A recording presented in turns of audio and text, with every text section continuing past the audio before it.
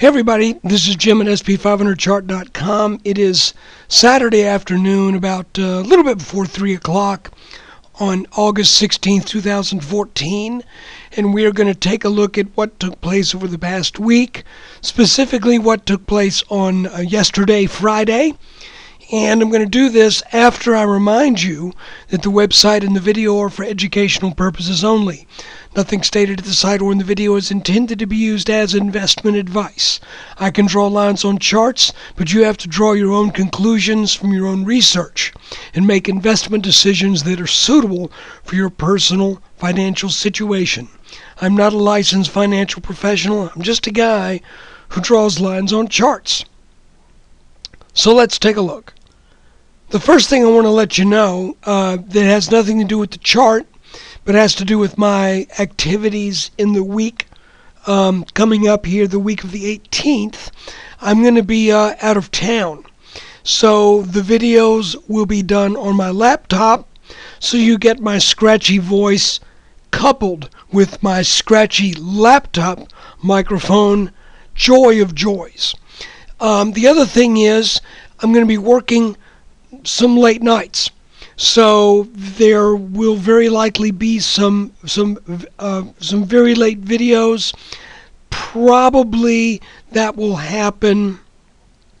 The later things will probably happen.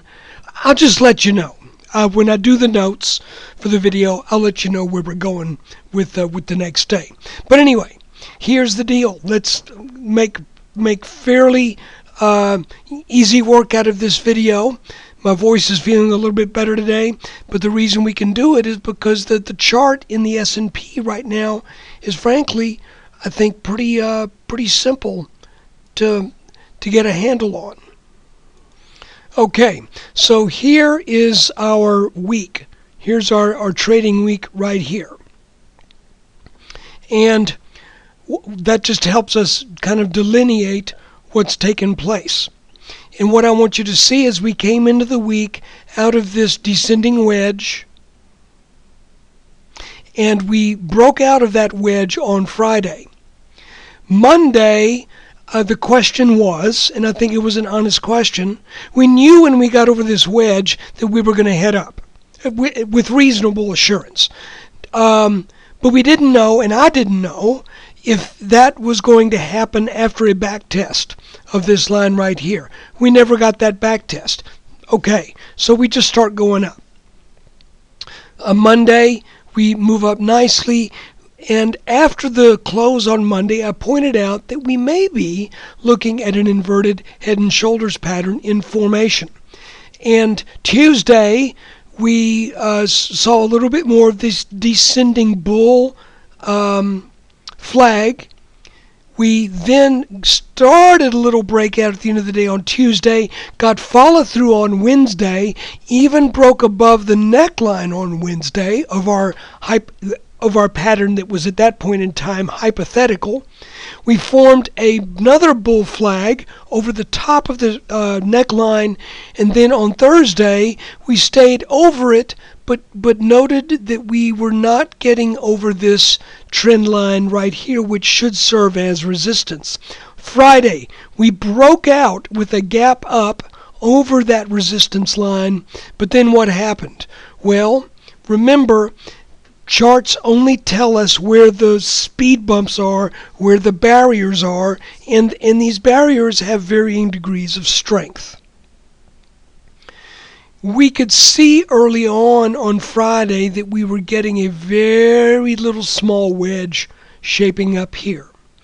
Under normal circumstances, I would say that wedge would likely end up with us coming back down, and even though I'm not a believer in gaps having to close, in that case, because of this shape, this rising wedge, I would think a closing of that gap would have been in order, and probably some gap support. But we had news. What did we have? Well, we had the potential that the Ukraine and you said USSR. What? You can tell I'm too old. The Ukraine and Russia may have, that conflict may have escalated. So we sold off rather abruptly a significant amount from 1964 down to 1942. That's a 22-point drop. That's about 1.25% drop. But we found support at the neckline of our inverted head and shoulders pattern right here. Sure, a little momentary dip underneath it, no problem. This is support. Then, if we look at the trading on Friday, the case could possibly be made that we made a very small inverted head and shoulders pattern right here or right here. I kind of like keeping this going sideways and horizontal because that also lines up with where we stopped on Thursday before, so I think this line is technically more important. By the way, nice little bull flag we mentioned during the week. As a whole, I would say the week was a resounding success. Why? Because we entered the week with a breakout over this descending wedge. Therefore, we knew the week should be up. And it was, not by a whole bunch as far as the weekly gain, but it was up. Certainly not like the week and a few days before that were all down. So what do we watch for now? Well, I'm still thinking 1984. Because that is the target from our inverted head and shoulders pattern. Is that going to be a piece of cake? No, I don't think so. Matter of fact, I think we're probably going to have a pretty good battle to fight if we if we get to this point. I think we're going to have a good battle to fight around 1970 and certainly at our neckline from our triple top. Here it is, 1, 2, 3. There's our neckline. We extend it on up. I think that could be tough.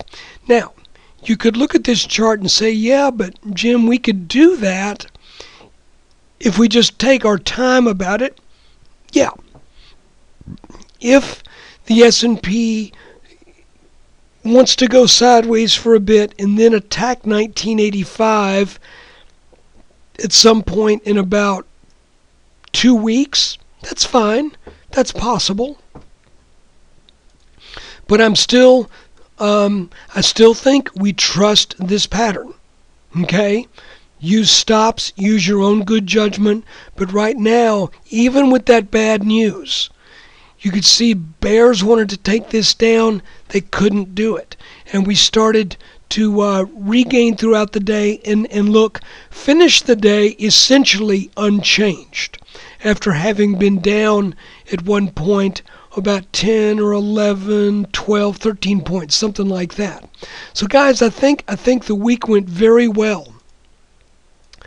And I would look for, based upon the possibility that this is a small inverted head and shoulders pattern, I would be looking and hoping early on Monday for another takeout of this resistance line, and hopefully this time to stay above it. So guys, there's your video for the week ending August 15th, 2014, and I appreciate you taking time out of your day to watch this. Thank you for your support.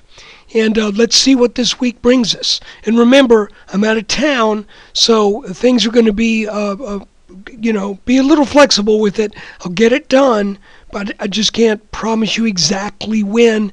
And it won't be the same as when I'm in my office and I get these things done typically before 5 p.m. after the market closes. So thanks for watching. Take care.